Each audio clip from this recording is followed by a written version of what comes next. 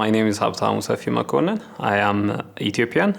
I am the head writer and also the director of Full Time Husband.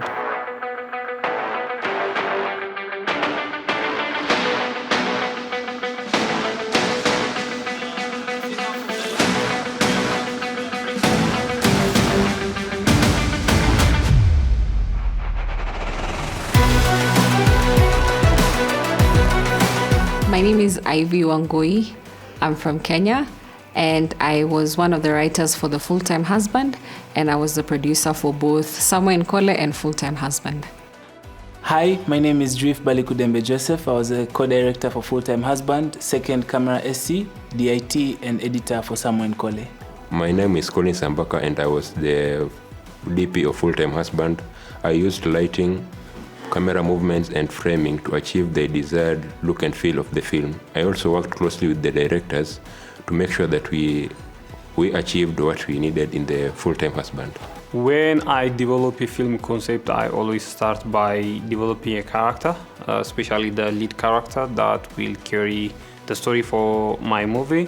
And after that, I develop secondary and tertiary characters. The technique that I used to ensure continuity in a scene is I didn't leave any footage unturned. So I observed everything, and my biggest priority in this process is to make sure that the audience is unturned. When I start writing, what I do usually is look for references. Sometimes it's a movie, sometimes it's books, sometimes it's a journal, but that can be a reference or inspiration for my story. My name is Enoch Tamare. On the two MGO projects, I was a casting director and assistant gaffer. One of the techniques that I use to bring out the best performances within the actors is I made an emotional connection with them. So you get to listen to them, you get to talk to them, you get to communicate with them, and with this, in turn, they get to become vulnerable with you. And with that vulnerability, they get to do whatever it is that you need from them. We had a difficult time to find Julia, just because the story required someone who is powerful, someone who is commanding, and the people we received in audition, they are a bit soft.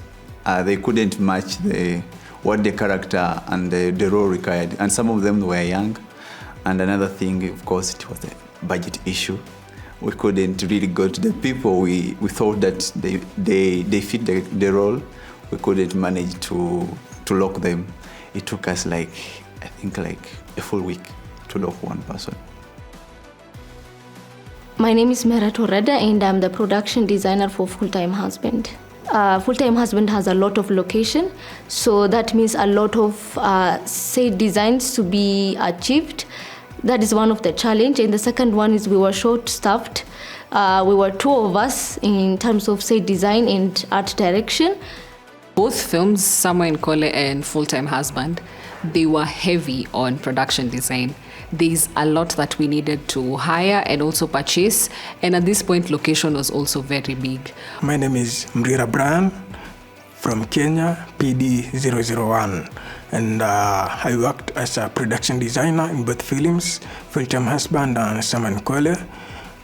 In Full-Time Husband, I was more of a prop manager and standby prop, while in Somewhere in Kole, I was the head of department production design. Production design needed most of the budget. So if it's the house that we have, the residents we stay at, if it's people that we know, if there are favors that we can call in, those are the things we use to maximize on the budget that we had, because I don't think there's ever going to be enough budget in this industry to make the film that you want. For my movie, Full-Time Husband, time was the biggest challenge we had. So what we did is plan as much as possible and have a clear goal and a clear plan through departments and also through the actors and everyone. Okay. Camera is rolling. Okay, let's call it. Scene 41, shot 1, take 1. My major highlight of the entire production was the first day that we started shooting. I just couldn't believe that we were on set and we were rolling.